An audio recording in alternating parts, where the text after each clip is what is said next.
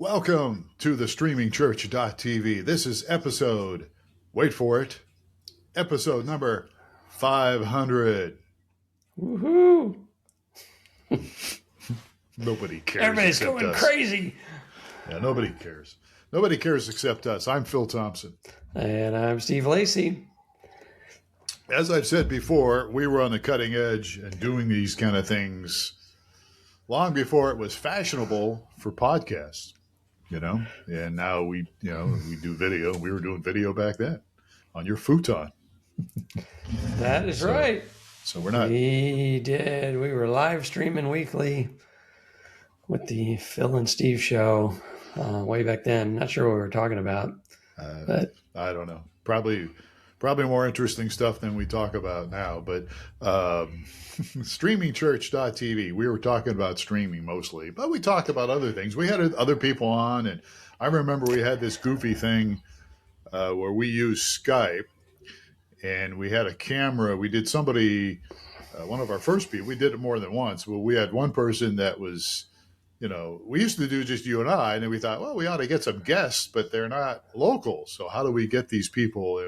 Here's what we'll do. We'll just put them on Skype, point a camera at the Skype, and switch back and forth between the person on Skype, which was on just a screen, right? I remember that. I've forgotten all about that. That's a memorable thing. I need to mention that for next week's podcast. But we would point a camera at Skype at a computer monitor, and then we would go back to us and ask a question and then switch back to the person on Skype, and it was just I do remember that. High quality. We did some good ones with some in-person guests. So probably the most memorable was the active shooter at your church guy that was an expert on active shooter situations. Yeah. Anyway. Sadly, because that's a thing. We've done that before, too, with some other people. Okay, so look, today, because it's our 500th episode, and you didn't want to do this, but I'm forcing it on you, I want to interview Steve Lacy. And I want to talk about some things I think that people might be interested in if you're somebody that's in leadership and maybe even have kind of an entrepreneurial, is that the right word? Entrepreneurial spirit? Entrepreneurial, yes. Entrepreneurial. Yeah, there we go. I've once again mispronounced a word. It's so weird that I was in radio all these years and I still can't pronounce words or names right. I was reading somewhere where that's a brain problem, but I don't know if that's true, but I'll blame it on my brain. All right, so I'm going to jump in here. This is episode number 500, and next week you want to talk about more memorable occasions or moments during your illustrious... through the almost 25-year history. We've had some funny times, some fun times, some memorable times for me, and some very scary times. So anyway, people within their church might be interested in hearing kind of the ups and downs. 501. That will be next week if all goes well. All right. So this is 2024, the year 2024. And one of the things when I was reading your bio, 2025. I was like... do I let that one go? I don't know. Okay. I am just a mess. What year is it? Where am I? It is 2025. Can you believe, though, that it is 2025? A few more weeks, and then it'll be 2026. I just can't believe that, But I'm at the point now where if somebody asks me something, when was that? It's like, I think of 2020 because that's kind of the pandemic marker. And so I always think, well, was that before 2020 or after 2020 when I'm, as somebody's asked me a question about something, and I don't know if it was 2 years ago or 10 years ago. That's probably early to mention. All right. Yeah. So when I was reading your bio, and you had this on LinkedIn. The bio on LinkedIn. Okay. All right. Yes. I was wondering if you had read the LinkedIn bio. Yeah, I read the LinkedIn bio. So I have some questions based on the LinkedIn bio, which I think people might find interesting. Maybe not.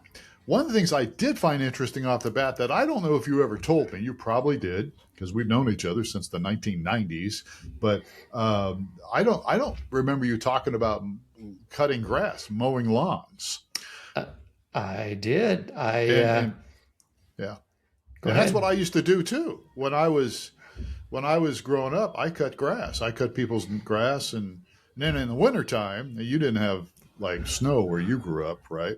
But No. I had snow in Ohio, so we had a little Massey Harrison tractor with it was a kind of a full blown tractor, and then we had a snowplow on it. We had a plow for the back end because my dad used to plow, and I did that too. But then we had a snowplow on the front, so in the winter I would plow people's driveways. But enough about me.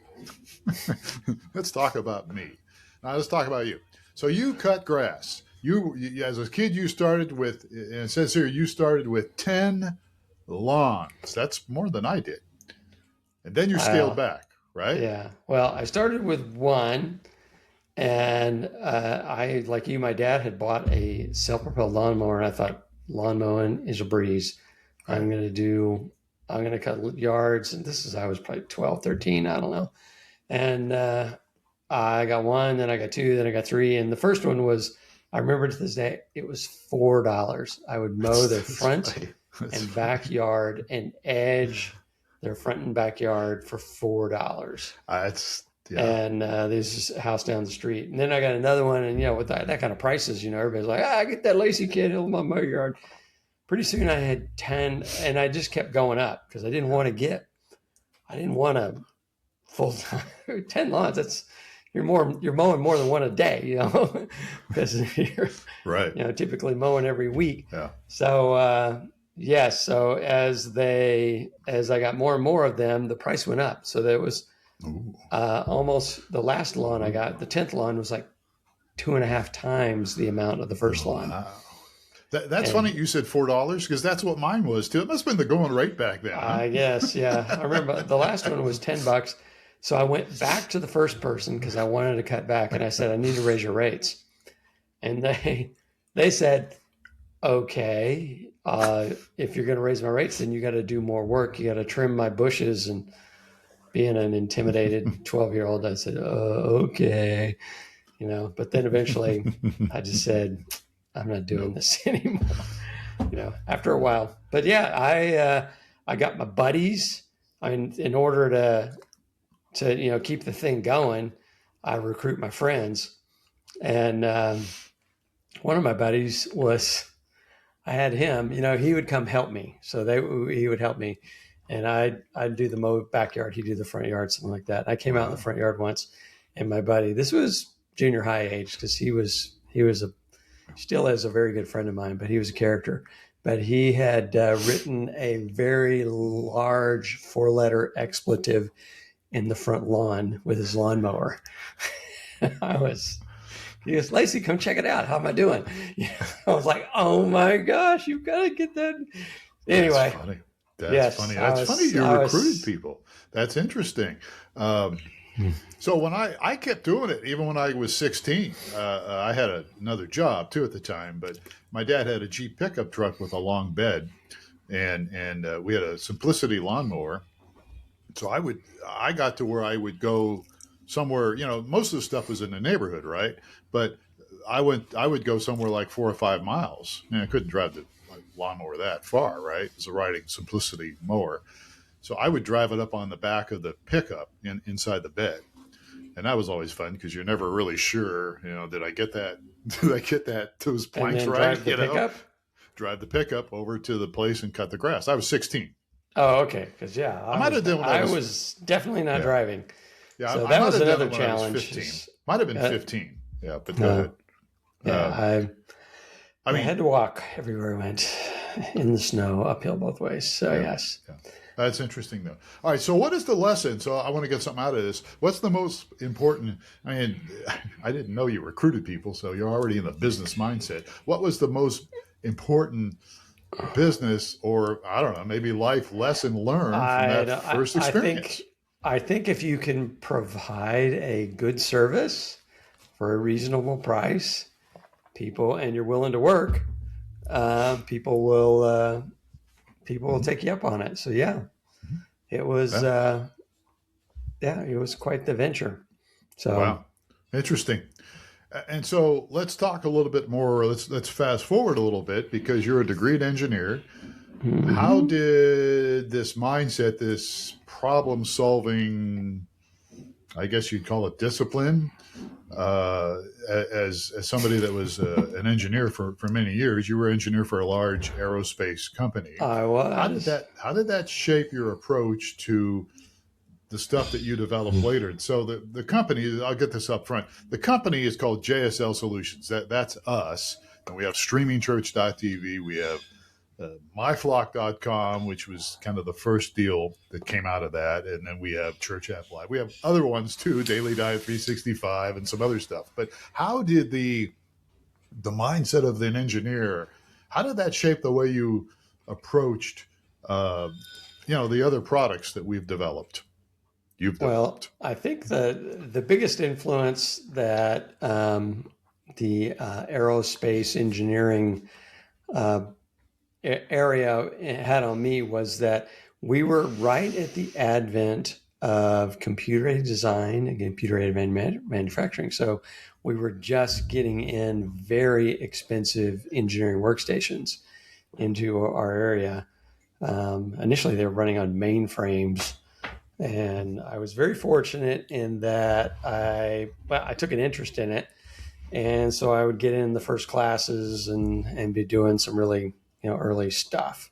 So and got to play with the fun toys. I mean, it's I like to I've mentioned to you before I was on the internet before there was an internet. That's So right. that Mr. that Al allowed Gore. us, Yeah. and I was doing some other fun things like that are fairly commonplace today, like 3D printing. We would model things, 3D model things on the computer, and you could get them printed. The printers were, I think, $250,000 printers back then. So you had to have a large aerospace company in order to afford one. And actually, our company that I worked for did not have one, but a company in the LA area basin, which is not far from us, did. And so that's kind of how I was able to get on the internet before there was browsers and send design files to it was actually Hughes Aircraft, and uh, and they had a big, very nice stereolithography 3D printer. So anyway, I got to do lots of fun stuff early on, Okay. and basically got through the whole CAD CAM world. Got introduced to software side of things because I'm a mechanical engineer, so mechanical engineers typically don't do software stuff. But since I was really heavy into the CAD world, I started doing a lot of software. So that was probably the biggest influence that the whole aerospace career had on me. And when you say Yeah. CAD, what's CAD for those who may not know what that means? Computer aided design. Okay. So yeah, I mentioned that earlier. But yeah, computer aided design, computer aided manufacturing, CAD CAM Okay. was the All right. buzzword back then. Okay. So So let's roll the clock back a little to 2001. Uh, you and I know you didn't leave your career in 2001, but you started myflock.com, yes, and that kind of started things up, and that went really well. And then I'm sure in your for a few brain, years. Yes. well, yeah, but I'm sure during that process, did you ever think about leaving your career to build Oh, on I this? had, yeah. I mean, this is 2001, so the bubble has just burst, Right. and everybody is, becoming bazillionaires by joining all these small software startup companies. So yeah, I don't know. I guess I had dreams. I had no expectations, but Yeah. yeah, there were some of my peers that were leaving the aerospace area and going to other companies. And one of the guys that I actually several people that I had hired at my job there were getting lured away to another company. And most of them took the bait of stock options. Like, we're going to have you come to, this was a healthcare field or healthcare company that Mhm. was stealing most of my engineers away. and most of the guys took stock options. But one of the guys said, "No, I'm not taking the stock options. And if you don't take the stock options, you get paid more." And fast forward a few years, stock options are worthless. Yeah, And this guy that, because they give you a reduced pay, but you get a piece of the company with when they go public and become bazillionaires. But that never happens.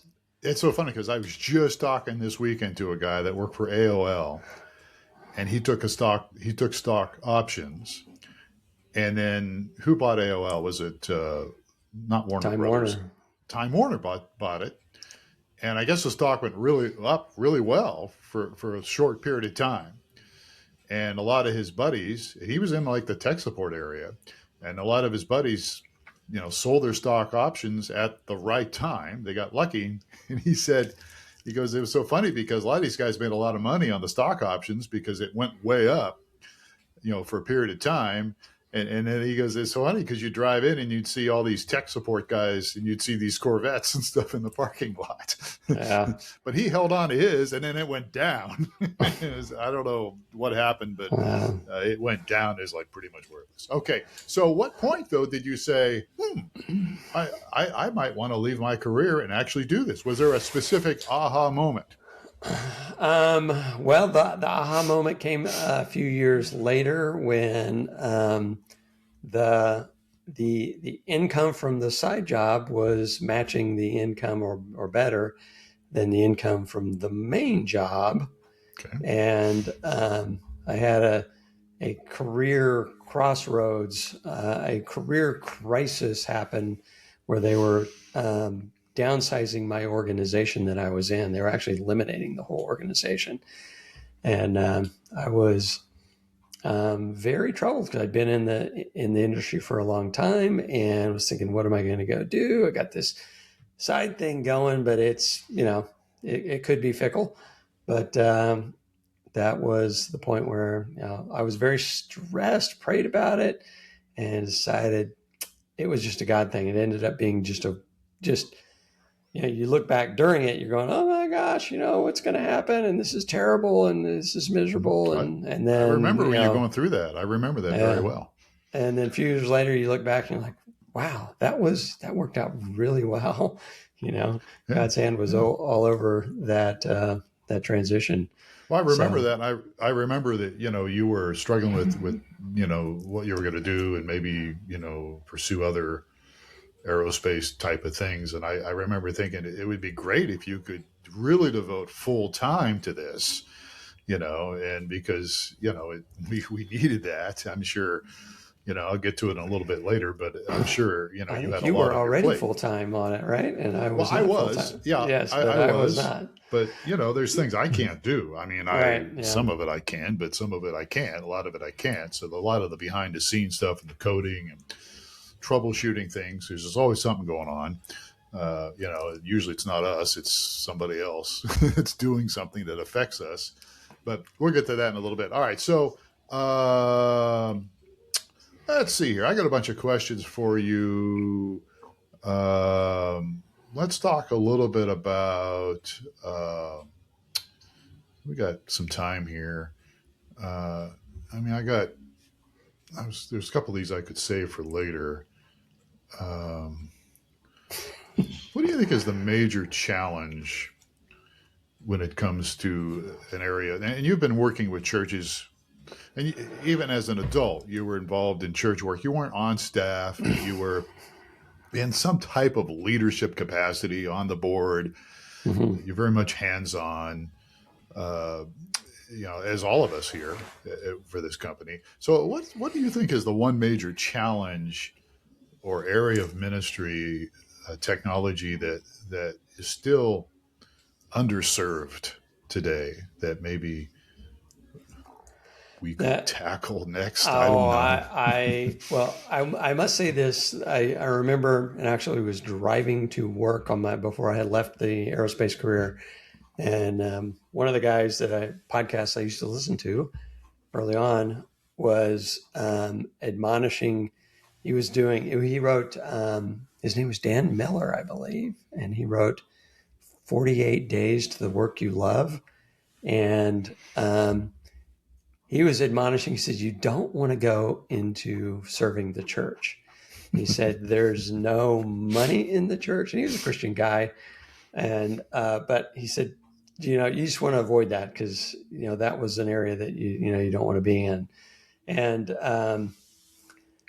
as I look back now, I feel like very fortunate that all we do is work with the church. It's just a different business model. The ethics are there. You don't have to deal with other people. Friends of mine, even people in my family, have started small companies, and you just got to put up with so much that we don't have to put up with. So, give me some examples. What do they have to put up with that we don't? Well, people just try and take advantage of you as well.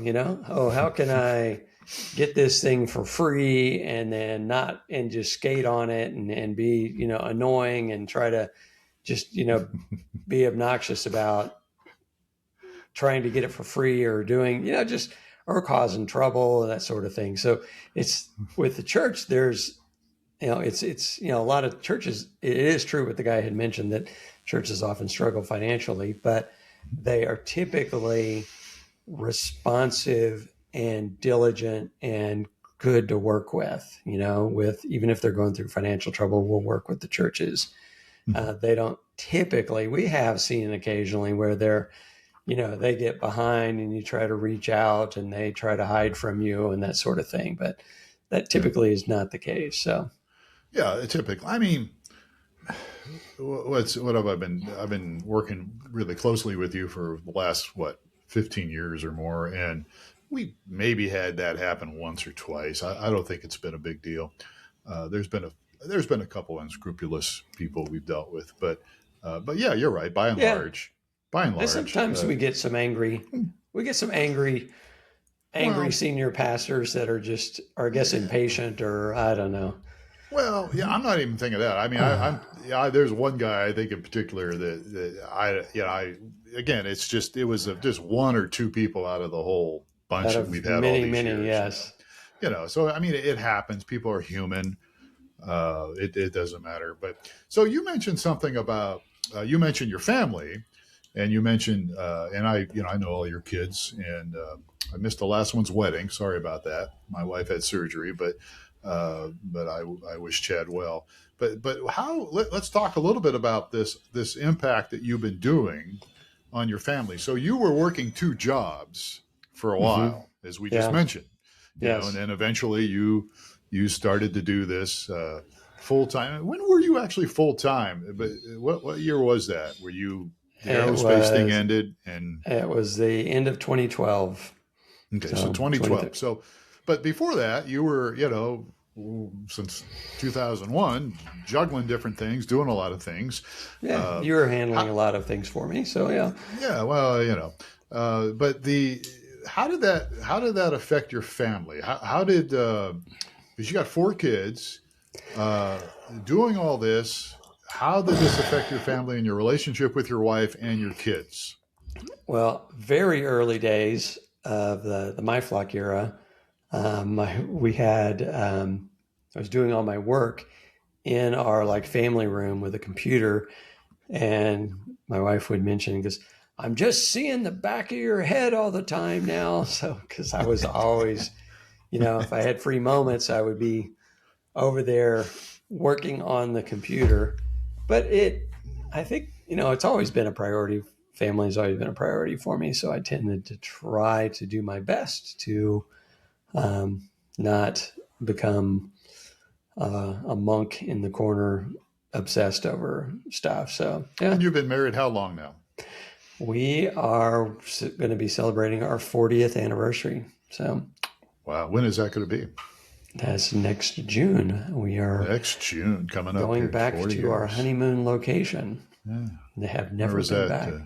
Hawaii. South LA? Where was it? Oh, Hawaii. Okay, yeah. Yeah. Yes. Well, congratulations in advance. So, I know all your kids, and I have to admit, I love your kids. Your kids are great. And here's the thing I think is very interesting. because you've worked, you juggle these two jobs, and even after leaving aerospace industry and really sinking your teeth into what we do now with streaming church and the other products, we have other products. Your kids seem like they've turned out pretty darn good. I I mean, they've am. and they've got, some of them have their own businesses, right?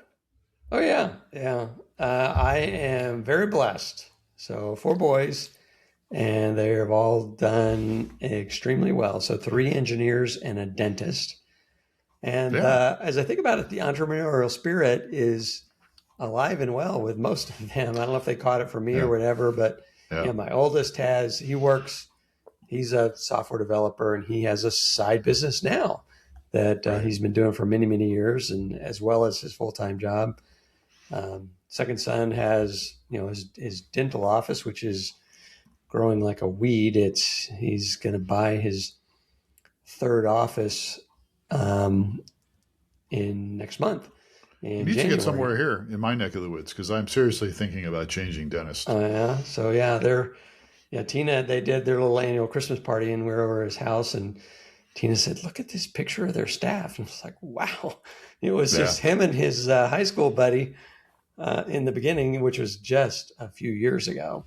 And yeah, now they've wow, got quite the team. So yeah. yeah. And then my Well, other son that's did the same thing that I've done. He was working actually at the same company as an engineer and had a passion for what he was doing on the side, and yeah. left his engineering career to do his full-time passion. He's I guess you'd call it a short version of a YouTube influencer. So Yeah. Wow. Yeah. So I mean, that's pretty amazing because I read these things. I'm sure you have too. These guys that have started companies and done all these things, and then you look at their family, and they're in the dumps. You know what I mean? I mean, I'm not talking financially. I'm just talking relationally. oh yeah. There's separations. They hate each other.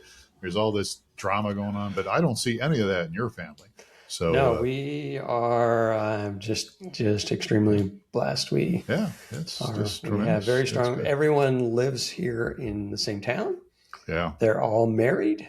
As you mentioned, I don't know if you mentioned earlier, but I went and saw grandkid number 7 this That's morning right. at the hospital. He was Yeah. born Yeah. yesterday. Yeah. So And he's not ugly either, is he? we were talking. We were talking off. Yeah. No, you got a good looking family, good kids, good people. All right, we're going to wrap this up because we're already running out of time. So, if you could go back and give one piece of advice to the young Steve Lacy who maybe just launched things in 2001, what would it be? what would it be? It would probably I have been always been the DIY guy, and the engineer in me. I probably would have recommend hiring out specialty expertise sooner than I did. So that would be the key thing, I think. So Okay, yeah, stuff bite the that. bullet and say, I'm gonna, I know I can do it myself, but let's pay somebody that does this that's all they do. Yeah. And why So is that? Why would you do that now? Why? it probably would have accelerated things for me. Probably wouldn't, it would come at an expense of the income that I would have had, but I don't know. Mhm. Mhm. I mean, looking back, I probably wouldn't change too much, but it's been a fun journey. I think um, I have been very blessed with this, and it has been able to keep it in the lane that I think it needed to be. I think, or that God wanted this to be. A lot of times it's, oh, you're Zuckerberg, and you're getting approached by these investment firms and alienating your friends, and all these kind of things. So that that didn't happen. It all kind of stayed as a small, uh, at times slow growing, sometimes faster growing.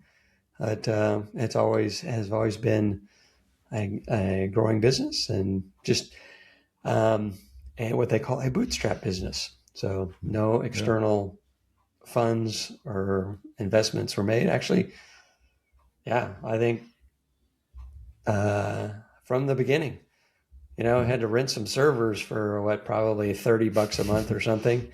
But then we were making, $100 a month on the first customers that were coming in. And so it's always a positive cash flow.